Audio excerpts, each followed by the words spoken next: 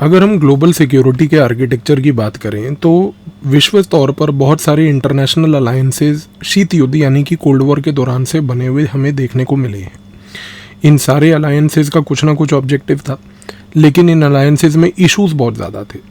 भारत बहुत लंबे समय तक किसी भी प्रकार के इंटेलिजेंस अलायंस का हिस्सा ना तो बना था, ना उसने खुद कभी कोई प्रपोज किए थे। लेकिन आज के इस वीडियो में मैं आपके साथ एक ऐसी जानकारी शेयर करूंगा जो एक भारतीय होने के नाम पर आपको गर्व का महसूस दिलवाएगी, क्योंकि भारत ने हाल ही में कई ऐसे छोटे छोटे इंटेलिजेंस अलायंसेस को प्रमोट किया है और उससे उसने अपना एक शक्ति प्रदर्शन करने की कोशिश की है। आइए इस चीज़ को समझते हैं, पर एक पहले छोटे से कॉन्टेक्स्ट को देखते हैं कि अंतर्राष्ट्रीय स्तर पर क्या हुआ। 1970 का जो दशक था शीत युद्ध के दौरान यानी कि कोल्ड वॉर के दौरान, कोल्ड वॉर में 1970 के दशक में हमें ब्रॉडली 3 बड़े अलायंसेज विश्व तौर पर देखने को मिले। एक पहला अलायंस था जिसका नाम था क्लब ऑफ बर्न जो स्विट्जरलैंड का कैपिटल है। ये बना था एक ऐसा यूरोपियन कंट्रीज का इंटेलिजेंस अलायंस जिसका उस समय उद्देश्य 1970 के दशक में ये था कि जो फिलिस्तीनियों की तरफ से उग्रवादी हरकतें पूरे यूरोपियन यूनियन में हो रही थीं, उनको किसी तरीके से रोका जाए और उसके बारे में इंटेलिजेंस गैदरिंग की जाए। इसके बाद एक अमेरिका की तरफ से 1976 में बना था मैक्सीमेटर अलायंस। ये जो मैक्सीमेटर अलायंस है, इसको बनाया गया था फ्रांस, जर्मनी, डेनमार्क, नीदरलैंड्स और स्वीडन ने मिलकर। इन सारे देशों ने, मैक्सीमेटर अलायंस ने यूरोपियन यूनियन, जो उस समय तो खैर था नहीं, लेकिन जो यूरोप के देश थे उनकी सुरक्षा करने के लिए इनको लिंक किया था CIA से। आज की डेट में ये माना भी जाता है कि मैक्सीमेटर अलायंस को बनाने के लिए सेंट्रल इंटेलिजेंस एजेंसी का बहुत बड़ा हाथ था। इसके बाद शीत युद्ध के दौरान हमने एक चीज़ और देखी जिसका नाम है सफारी क्लब। सफारी क्लब एक बड़ा ही ज़बरदस्त इंटेलिजेंस अलायंस बना था जिसको बनाया था France, Egypt, Saudi Arabia, Morocco और ईरान ने मिलकर। इसका ऑब्जेक्टिव था कि सोवियत यूनियन के तरफ से किए गए जितने भी कोवर्ट ऑपरेशंस अफ्रीका में किए जाते थे, किसी न किसी तरह से उनके ऊपर काबू पाना। अब समस्याएं आई। ये अलायंसेज और ये प्रकार के जो इंटेलिजेंस अलायंसेज बने थे 1970 के दशक में, जब ये बने उसके तुरंत बाद ही इन सारे इंटेलिजेंस अलायंसेज में बहुत गहरी समस्याएं आई।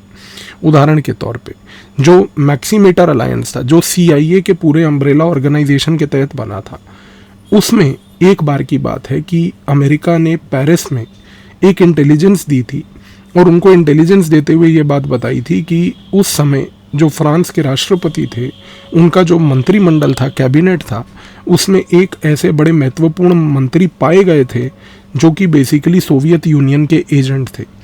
अमेरिका ने जब फ्रांस को ये इंटेलिजेंस पूरी दी, इस इंटेलिजेंस के साथ सबूत भी दिए कि देखिए आपके मंत्रिमंडल में ये स्पेसिफिक मंत्री है जो कि सोवियत यूनियन का प्लांटेड एजेंट है, जो सारी की सारी इंफॉर्मेशन फ्रांस की शीत युद्ध कोल्ड वॉर के दौरान सोवियत यूनियन को दे रहा है। उस समय जब ये इंटेलिजेंस दी भी गई तो अनफॉर्चुनेट बात ये थी कि फ्रांस ने कोई कदम नहीं उठाया। इस कदम को ना उठाने के बाद अमेरिका के और फ्रांस के नाते इतने खराब हुए कि जो नेटो इंटेलिजेंस शेयरिंग फ्रेमवर्क था, अमेरिका ने फ्रांस को उठा के उससे बाहर ही फेंक दिया कि आप अब नेटो इंटेलिजेंस शेयरिंग में नहीं आएंगे, क्योंकि हमें आशंका है कि आपके आने की वजह से नेटो की इंटेलिजेंस सोवियत यूनियन तक जाएगी। खैर यही नहीं, सफारी क्लब जो मैंने अभी आपको बताया था, जो बनाया था France, Egypt, Saudi Arabia, Morocco और ईरान ने, कि सोवियत यूनियन के अफ्रीका के खिलाफ ऑपरेशंस को वो टैकल करेगा। 1979 में जब ईरान में रेवोल्यूशन हुआ, ईरान के उस रेवोल्यूशन के बाद ईरान को सफारी क्लब से बेसिकली निकाल फेंका। लेकिन ईरान क्योंकि सफारी क्लब में काफ़ी समय तक जो है रहा था, उसके पास पुख्ता इन्फॉर्मेशन और इंटेलिजेंस थी जो रेवोल्यूशन के बाद, ईरानियन रेवोल्यूशन के बाद उसने पास ऑन करनी शुरू कर दी सोवियत यूनियन को। और सफारी क्लब अपने काम को करने में और अफ्रीका में कोवर्ट ऑपरेशंस को सोवियत यूनियन के ना होने में बचाने में नाकाम रहा। इसके बाद अगर आप देखें तो आप सभी ने आज की डेट में एक बड़ा अमेरिका की तरफ से बहुत ही बड़ा अलायंस जिसका नाम है इंटेलिजेंस लेवल पर 5 आइज अलायंस, जिसमें अमेरिका, ब्रिटेन, ऑस्ट्रेलिया, न्यूजीलैंड और कनाडा हैं।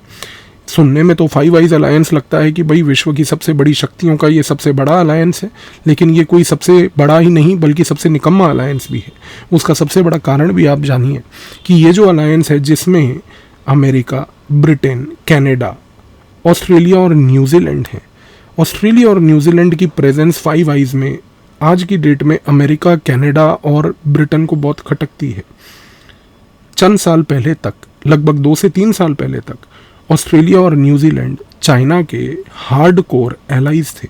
चीन के साथ उनके संबंध इतने गहरे थे कि यदि मैं अगर आपको एक पॉइंट बोलूं तो आपको सुन के बड़ा आश्चर्य होगा कि लगभग 2006 से लेकर 2020 तक ऑस्ट्रेलिया में जितने प्रधानमंत्री बने हैं वो सारे के सारे प्रधानमंत्री मैंड्रिन लैंग्वेज में फ्लुएंट थे। आप इस चीज़ से अंदाज़ा लगा सकते हैं कि मैंड्रिन लैंग्वेज में ऑस्ट्रेलिया के प्रधानमंत्री की फ्लुएंसी होना इस बात का एक पुख्ता सबूत है कि किस तरीके से ऑस्ट्रेलिया और चीन के व्यापार और संबंध कितने गहरे थे। और ऐसा माना जाता है, जो अमेरिका बोलती है, कि चीन की द्वारा कई बार ऑस्ट्रेलियन इंटेलिजेंस के अंदर बहुत सारी इंटेलिजेंस सीक्रेट्स जो हैं चीन ने स्टील करने की कोशिश की है। अब इससे फाइव आइज के अंदर कितना पेनिट्रेशन चीन ने किया है, इसका अंदाज़ा सेंट्रल इंटेलिजेंस एजेंसी ही एक डीक्लासीफाई करके कोई रिपोर्ट में दे सकती है। अब इन सारे अलायंसेस को मद्देनज़र रखते हुए अगर हम भारत की बात करें तो एक चीज़ पहले समझिए, भारत ने पिछले लगभग 10 से 12 सालों से अपनी जो विदेश नीति है उसमें एक बहुत ही निर्णय बड़ा एक लिया है कि वो भारत नेट सिक्योरिटी प्रोवाइडर बन के उभरेगा। नेट सिक्योरिटी प्रोवाइडर का मतलब होता है कि भारत आज की डेट में शक्ति प्रदर्शन करेगा कि वो दूसरे देशों को मिलिट्री असिस्टेंस से लेके उनकी मिलिट्री को ट्रेन करने की कैपेसिटी बिल्डिंग से लेकर रीजन में एक स्टेबल प्लेयर बनने के साथ साथ सबसे बड़ा एक पार्टनर बनना चाहता है, डेवलपमेंट के असिस्टेंस से लेके सी लेन्स ऑफ कम्युनिकेशन को प्रोटेक्ट करने के लिए। जब से भारत ने ये निर्णय लिया कि वो अब एक नेट सिक्योरिटी प्रोवाइडर बनेगा, उसके बाद भारत की सरकार के द्वारा कई ऐसे इंटेलिजेंस अलायंसेस प्रमोट किए गए। ये इंटेलिजेंस अलायंसेस ऐसे हैं जो शायद ही आपने कभी सुने होंगे, क्योंकि भारत की सरकार ने इनके बारे में कोई बहुत बढ़ चढ़कर प्रचार कभी नहीं किए। सबसे बड़ा है 2019 में जो भारत ने बनाया था information fusion centre Indian Ocean region में। दोस्तों, ये जो information fusion centre Indian Ocean region है, ये भारत की सरकार के द्वारा रिसर्च एंड एनालिसिस विंग और नेट ग्रिड, जो नेशनल इंटेलिजेंस ग्रिड है भारत की, इन दोनों के द्वारा बनाया गया इंडियन ओशन के अंदर एक बहुत ही विशाल मैरीटाइम इंटेलिजेंस अलायंस है। इस इंटेलिजेंस अलायंस में कई देशों के साथ भारत आज की डेट में मिलकर इमेजरी इंटेलिजेंस शेयरिंग का काम करता है। इमेजरी इंटेलिजेंस का मतलब होता है कि सैटेलाइट के द्वारा प्राप्त की गई जो इमेजेस हैं, उन इमेजेस को प्रोसेस करके भारत आज की डेट में दूसरे देशों के साथ शेयर करता है। क्या सैटेलाइट की इमेजेस को शेयर करेगा?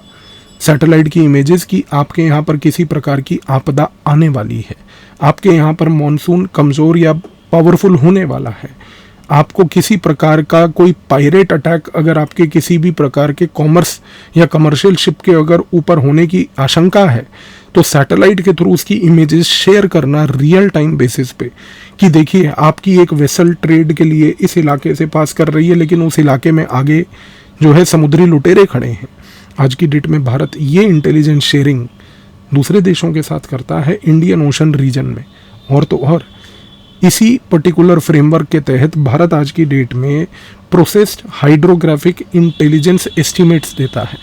प्रोसेस्ड हाइड्रोग्राफिक इंटेलिजेंस एस्टीमेट्स जो होते हैं, ये एस्टीमेट्स तैयार किए जाते हैं आज की डेट में डिज़ास्टर मैनेजमेंट को लेके कि किस प्रकार से किसी भी देश में इंडियन ओशन के कोई आपदा अगर आने वाली है तो ये intelligence sharing Bharat satellite imagery के थ्रू प्रोवाइड कर रहा है।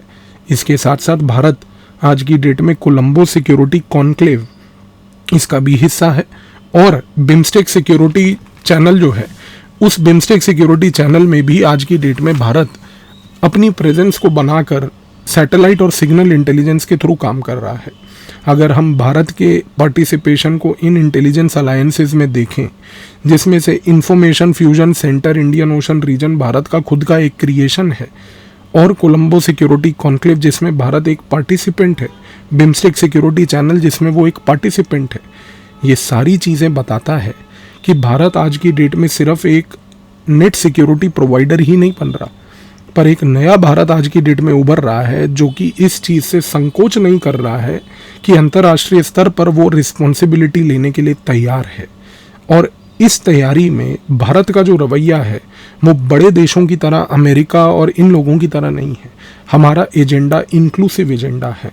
हम हर एक देश के वेलफेयर के लिए बिलीव करते हैं, क्योंकि हमारा थॉट प्रोसेस जब भी हम विदेश नीति कंडक्ट करते हैं तो वो होता है वासुदेव कुटुंबकम पे। हम फोकस करते हैं कि दूसरे का वेलफेयर, उसी के वेलफेयर से होगा हमारा वेलफेयर। तो भारत के ये जो इंटेलिजेंस अलायंसेस वर्सेस जो मैंने आपको अंतर्राष्ट्रीय स्तर पर उदाहरण दिए और उनके जो इश्यूज बताए, इससे अब आपको दो चीज़ें स्पष्ट हो गई।